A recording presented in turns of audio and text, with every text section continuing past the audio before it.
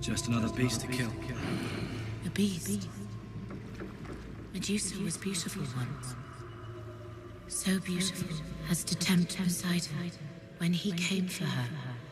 She ran to Athena's temple thinking that the goddess would protect her. She didn't. Poseidon took her on the cold floor.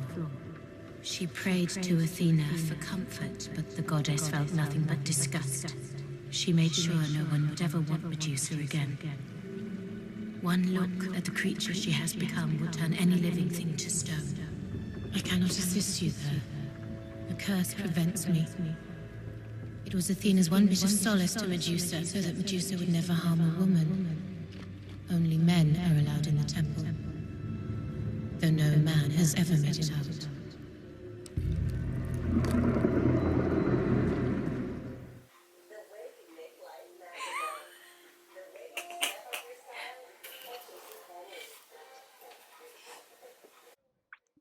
Welcome back, my lovely Halloween babies. So today we are conquering the Medusa look today. So because it's basically redundant on what I do with my face makeup, we're just gonna, let it speak for itself.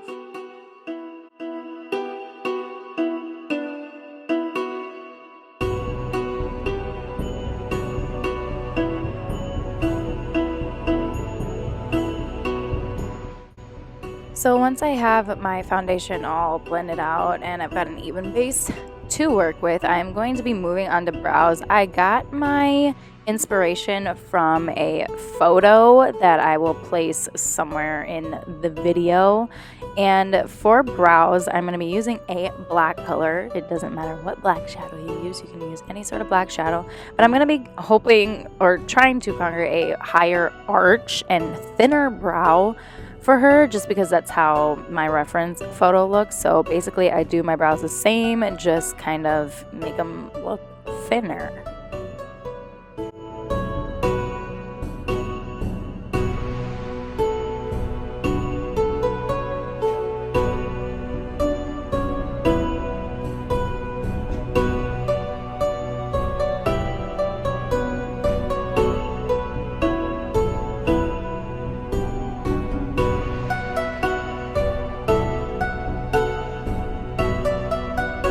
So now that both brows are done, I'm going to be moving on to the face makeup, and I'm going to be going into the Wet n Wild palette. This is completely optional, but my Medusa that I wanted to do, I wanted her to be in a grayscale, so that's where my reference photo comes into play. I feel like if I had a bigger brush, this wouldn't have been so time consuming. Like I said, it's completely optional if you want to paint your face for it, paint your whole body, paint your neck and your face, whichever.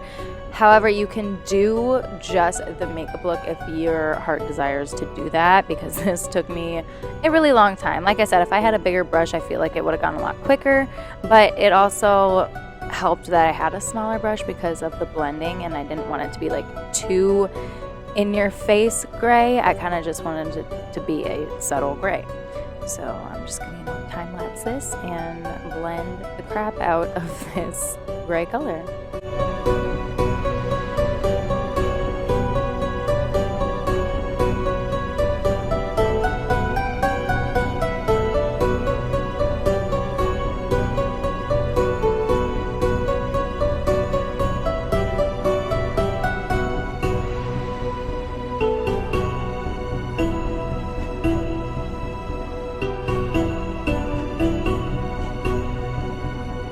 So now that the face makeup is done, I'm going to be going into the eye look, and I'm going to be starting off with this gray color in the Full Exposure palette from Smashbox. You can use any sort of gray color, and I'm just going to be working that into my crease for a smoky type of look, if that makes sense. And then the next color I'm going to be taking is the Big Sky color from the Urban Decay Born to Run palette. It's kind of like a tealish gray color. And then I'm just going to be packing that on to my lid, and then I'm going to be running a black color in the depth of my crease, just to give it a little more definition and depth and all you would have it. That has been my word this year. And then also I'm going to work that gray color underneath my lower lash line as well. And then I'm going to be lining or giving myself a thinner wing this time. And I can never really do my eyeliner on camera, so this is kind of a trip. But once you've got your liner on, you're pretty much set for the eye makeup look. Like I said, most of these looks are pretty easy this year so that you can do it. So you'll just want to pop that wing on the other eye and you're golden like Ponyboy. You'll just want to prep your lashes for fall season. I'm going to be, of course, using my Better Than Sex mascara like always. And the lashes I'm going to be using are another pair of lashes from Lair, the Nicole Vlogger series one, Nicole Guerrero, you know, because I love using all of the products that she puts out, of course. So just pop those babies on and that's what you got. Next, I'm going to be running more of the black color underneath my lash line as well. And then also I'm going to be taking a NYX Jumbo Pencil in Milk or White and running that in my waterline. And you guys know I can't really do things on my lower lash line or my waterline. So this was a whole struggle in itself.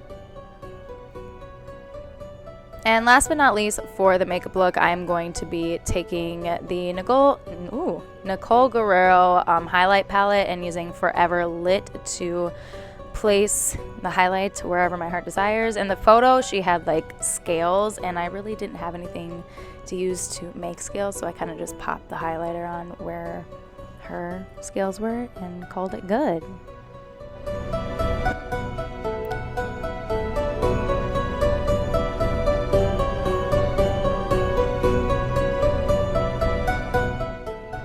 So I'm just going to go back into that gray color that we used for our face and use it as my lip color. And then I'm just going to set it with the gray color from the Full Exposure palette so it does not move. And guys, the next thing I'm going to be doing is contouring with a black eyeshadow, the same one we use for our brows. And this look, you know, is basically complete. Super simple. I mean, it took me a really long time because of the face makeup, but like I said, it's completely optional if you want to have her be gray or whatnot. So, and for the main attraction, your headpiece, I'm going to pop some contacts in, and this Halloween look is basically complete. I really don't have anything else to say except I love you. Thank you so much for watching, and I will see you guys in my next Halloween tutorial.